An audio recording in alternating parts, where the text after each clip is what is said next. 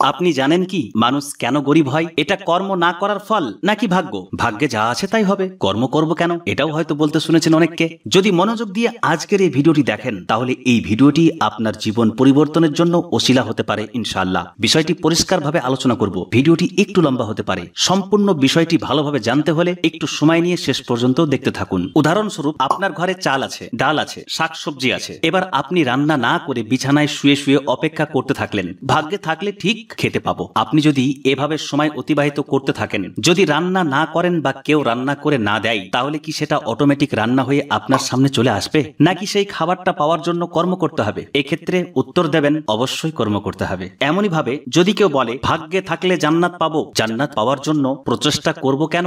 এর জন্য ইবাদত বান্দেগি করার কি দরকার? এমন কিছু ভণ্ড ফকির পৃথিবীর বুকে আছে যারা বলে নমাজ রোজা কিছু নেই। তাদের এরকম কথা হয়ে থাকে। প্রিয় দর্শক মন্ডলী, আল্লাহ রাব্বুল আলামিন কি কোথাও এমন বলেছেন যে ভাগ্যে যা আছে হবে, চুপ করে বসে থাকো, কর্ম করার প্রয়োজন নেই? এমন কি বলেছেন? এমন কি কোথাও আপনি পেয়েছেন? আল্লাহ তাআলা সর্বশক্তিমান। তিনি চাইলে কর্ম ছাড়া আমাদেরকে খাবার পৌঁছে দিতে পারেন, কোন ইবাদত ছাড়া জান্নাত দান করতে পারেন। এই ক্ষমতা আল্লাহ তাআলার আছে, কিন্তু তিনি এমন নিয়ম বানাননি। কর্মের মাধ্যমে আমাদেরকে পৃথিবীতে জীবন যাপন করতে হবে এবং পৃথিবীর কর্মের উপর নির্ভর করে আখিরাতের জীবনটা কেমন হবে তা নির্ধারিত হবে। সূরা মুলক এর 2 নম্বর আয়াতের মধ্যে রয়েছে, আল্লাযী খালাকাল মাউতা ওয়াল হায়াতা লিয়াবলুয়াকুম আইয়ুকুম আহসানু আমালা।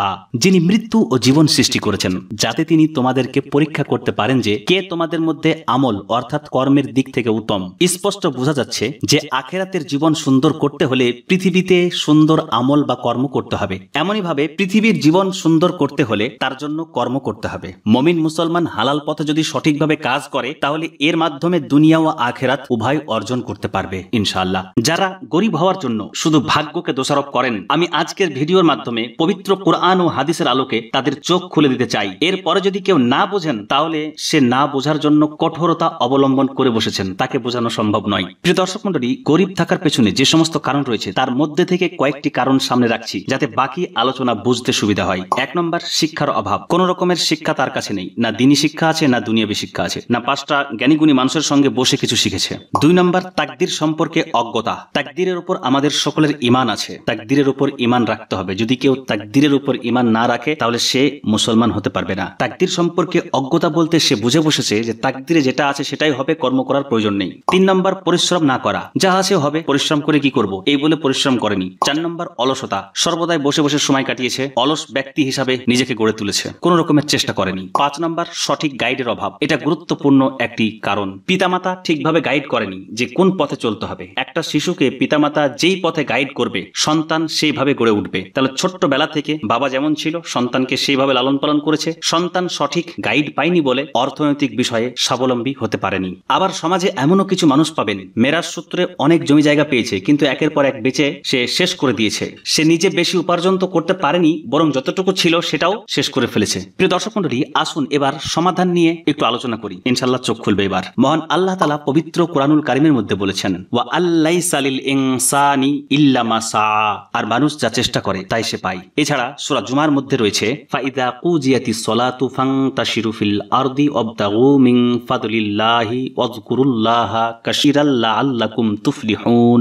অতঃপর যখন নামাজ সমাপ্ত হয় তখন জমিনে ছড়িয়ে পড়ো আর আল্লাহর অনুগ্রহ সন্ধান করো এবং আল্লাহকে বেশি বেশি স্মরণ করতে থাকো যাতে তোমরা সাফল্য লাভ করতে পারো। পবিত্র কোরআনের এই 2টি আয়াত দ্বারা আমরা যা বুঝলাম তা হলো, 1 নম্বর, মানুষ যা চেষ্টা করে তা সে পায়। 2 নম্বর, ইবাদতের পাশাপাশি আল্লাহর অনুগ্রহ লাভের জন্য পৃথিবীতে ছড়িয়ে পড়তে হবে, কারণে বসে থেকে সময় নষ্ট করা যাবে না। 3 নম্বর, পরিশ্রম করতে হবে এবং বেশি বেশি আল্লাহকে স্মরণ করতে হবে, তাহলে সফলতা আসবে। এবার একটি মূল্যবান হাদিস আপনাদের সামনে রাখছি। এক বেদুইন সাহাবী বললেন, হে আল্লাহর রাসূল সাল্লাল্লাহু আলাইহি ওয়াসাল্লাম, আমি কি উটটি ছেড়ে দিয়ে আল্লাহর উপর ভরসা রাখবো নাকি বেঁধে রেখে ভরসা রাখবো? রাসূলুল্লাহ সাল্লাল্লাহু আলাইহি ওয়াসাল্লাম বললেন, না, আগে উটটি বেঁধে রাখো, তারপর আল্লাহর উপর ভরসা করো। এখানে স্পষ্ট করা হচ্ছে আল্লাহর উপর ভরসা ও কর্ম পাশাপাশি চলবে। পৃথিবী হলো দারুল আসবাব, এখানে সবকিছুর নিয়ম রয়েছে।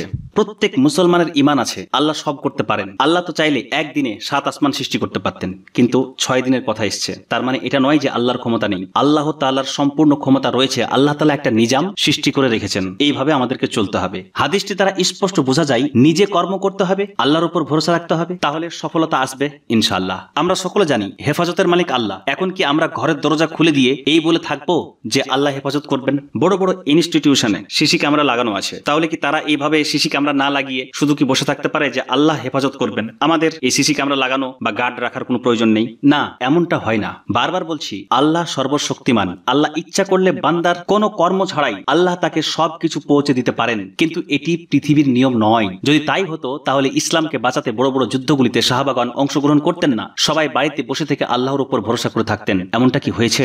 না, হয়নি। বরং যুদ্ধের ময়দান থেকে পালিয়ে আসা ব্যক্তিদের অপরাধী হিসাবে গণ্য করা হয়েছে। আমাদের প্রাণপ্রিয় নবী সাল্লাল্লাহু আলাইহি সাল্লাম স্বয়ং নিজে অসংখ্য যুদ্ধে অংশগ্রহণ করেছেন এবং সাহাবায়ে কেরাম যুদ্ধে অংশগ্রহণ করেছেন, আল্লাহর উপর ভরসা রেখেছেন, আল্লাহ বিজয় দান করেছেন। এমনকি বদর যুদ্ধে আল্লাহ ফেরেশতা পাঠিয়ে সাহায্য করেছেন, কিন্তু রাসূল সাল্লাল্লাহু আলাইহি সাল্লাম নিজে, নবীজির চাচা আমির হামজা সহ এবং সাহাবায়ে কেরাম বদরের প্রান্তরে পৌঁছেছেন, কর্ম করেছেন, আল্লাহ সাহায্য করেছেন। ভাগ্যে যা আছে হবে বলে কেউ কিন্তু মদিনায় বসে থাকেননি। এছাড়া যদি ভাগ্যের উপর নির্ভর করে চুপ করে বসে থাকা সঠিক সিদ্ধান্ত হতো, তাহলে হযরত আব্দুর রহমান বিন আউফের মতো সাহাবী মদিনায় বসে থাকতেন। মদিনায় পৌঁছে তিনি নিঃস্ব ছিলেন, কিছু ছিল না। নবী সাল্লাল্লাহু আলাইহি ওয়াসাল্লাম একজনের সঙ্গে ভাই বানিয়ে দেন, তার অর্ধেক সম্পত্তি এবং একটা স্ত্রী তিনি হকদার হন, কিন্তু তিনি নেন না। তিনি বলেন, বাজারটা কোথায় দেখাও। খালি হাতে কর্ম শুরু করলেন। আল্লাহ এত বরকত দিলেন যে জিনিস তিনি ব্যবসার উদ্দেশ্যে নিতেন তাতেই লাভ হতো। তাহলে কি বুঝলেন? তিনি তো বসে থাকতে পারতেন যে রাসূল সাল্লাল্লাহু আলাইহি সাল্লামের প্রেমে চলে এসেছি। নবী সাল্লাল্লাহু আলাইহি সাল্লামকে তারা অনেক ভালোবেসেছেন, জীবন দিতে প্রস্তুত ছিলেন, কিন্তু নবীজির গায়ে আঁচ লাগতে দিতে তারা প্রস্তুত ছিলেন না। এমন সাহাবায়ে কেরামও জানতেন যে এটা হলো দুনিয়া, এটা হলো পৃথিবী। ভাগ্যের উপরে নির্ভর করে শুধু বসে থাকা যায় না, কর্ম করতে হবে। ভাগ্য থাকলে সেটা হবে। আপনার লক্ষ্য পূরণের জন্য আপনি পরিশ্রম করবেন, আল্লাহর উপর ভরসা রাখবেন, আল্লাহকে বেশি বেশি স্মরণ করবেন। সফলতা দেওয়ার মালিক আল্লাহ। সফল মানুষগুলো যেমন খালি হাতে পৃথিবীতে এসেছে, তেমনি অসফল মানুষগুলো খালি হাতে পৃথিবীতে এসেছে। তারা পরিশ্রম করেছে, তাই সফলতা পেয়েছে। আর অলস অসফল ব্যক্তিরা বসে থেকে শুধু স্বপ্ন দেখেছে, কোনো কর্ম করেনি। এইভাবে বয়স পার হয়ে গেছে আর সফলতা পায়নি। আর পরবর্তী জেনারেশন ছেলে মেয়েগুলোকেও এই পথে চালিয়েছে। তো যারা অর্থ উপার্জনের জন্য কোনো রকম পরিশ্রম না করে এইভাবে বসে রয়েছেন যে ভাগ্যে যা আছে সেটা পাবই, কোনো কর্ম করব না, তারা ধনী হতে পারবেন না, সারা জীবন ওইভাবেই থেকে যাবেন। পৃথিবীর জীব জন্তু, পোকা মাকড় রিজিকের জন্য পরিশ্রম করে, রিজিকের ব্যবস্থা করে দেন আল্লাহ। তারাও নিজের বাসার ভিতরে চুপ করে বসে থাকে না। আপনার জীবনের লক্ষ্য পূরণের জন্য আপনি যথেষ্ট কাজ করবেন, পরিশ্রম করবেন। এরপর যদি হাজার চেষ্টা করার পরেও সফলতা না আসে, প্রত্যেক মানুষ যে তার লক্ষ্যে পৌঁছাতে পারবে এটা তো গ্যারান্টি নেই। যদি হাজার চেষ্টা করেও আপনি সেই কাজে সফলতা না পান, তাহলে ভাববেন ভাগ্যে নেই। আপনি অন্য কিছু ট্রাই করুন, ইনশাআল্লাহ সেই দিকে সফলতা আসবে। মানুষের জন্য যেটা ভালো, যার জন্য যেটা ভালো, আল্লাহ সেটা ব্যবস্থা করে দেন। কর্ম না করে আগেই ভাগ্যে থাকলে হবে বলে বসে থাকা কোনোভাবেই সঠিক সিদ্ধান্ত হবে না। আপনি জানেন কি, ভাগ্যে না থাকা জিনিসও চেষ্টা করলে পাওয়া যায়? কথাটা শুনে অবাক লাগলো, তাই না? আপনার ভাগ্যে নেই এমন একটা জিনিস, আপনি পাওয়ার জন্য পরিশ্রম করছেন, আল্লাহর কাছে চাইছেন, বেশি বেশি দোয়া করছেন, আর আপনার দোয়া যদি কবুল হয়ে যায় তাহলে ভাগ্য পরিবর্তন হয়ে যাবে। হাদিস শরীফের মধ্যে রয়েছে, রাসূলুল্লাহ সাল্লাল্লাহু আলাইহি ওয়াসাল্লাম বলেছেন, দোয়া ব্যতীত অন্য কোনো কিছুই ভাগ্যের পরিবর্তন করতে পারে না এবং সৎ কাজ ব্যতীত অন্য কিছুই হায়াত বাড়াতে পারে না। তাহলে আপনি যদি হালাল পথে পরিশ্রম করতে থাকেন, যদি আপনার ভাগ্যে না থাকে আর আপনি পরিশ্রম করে থাকেন আর বেশি বেশি দোয়া করে থাকেন, আর সেই দোয়া যদি একবার কবুল হয়ে যায় তাহলে সেটা পাওয়া সম্ভব। পবিত্র কোরআনের আয়াতটা একবার স্মরণ করে নিন, ওয়া আল্লাইসা লিল ইনসানি ইল্লা মা সাআ, আর মানুষ যা চেষ্টা করে তা সে পায়। পবিত্র কোরআন ও হাদিসে পরিশ্রমের কথা বলা হয়েছে, ভাগ্যের উপর নির্ভর করে চুপ করে বসে থাকতে বলা হয়নি। মুমিন মুসলমানদের জন্য সময় অপচয় করা, নষ্ট করা, এটা অপরাধ সমতুল্য। আপনি ইবাদত বান্দেগী করছেন, বাকি সময় যেটা আছে কর্ম করুন। শেষ কথা হলো, মানুষ আল্লাহর উপর তাওয়াক্কুল রাখবে, ভরসা রাখবে, নিজে সফলতা পাওয়ার জন্য চেষ্টা করবে, ভরসা রাখবে আল্লাহর উপর। নিজে চেষ্টা করবে, ভরসা রাখবে কার উপর? আল্লাহর উপর। আল্লাহকে বেশি বেশি স্মরণ করবে, ধারাবাহিক প্রচেষ্টা করে যাবে, সফলতা আসবে ইনশাআল্লাহ। তাই আজ থেকে ধারণা বদলান, সময় অপচয় করা বন্ধ করুন, কঠোর পরিশ্রম করতে শুরু করুন, নিজে সফলতা অর্জন করুন, পরিবারের মানুষদের সফলতা অর্জনের দিকে উৎসাহ প্রদান করুন। আশা করি ভিডিওটি ভালো লেগেছে। ভালো লাগলে কমেন্ট করে জানাবেন। কথা হবে পরবর্তী আরেকটি ভিডিওতে। ভালো থাকবেন। আসসালামু আলাইকুম।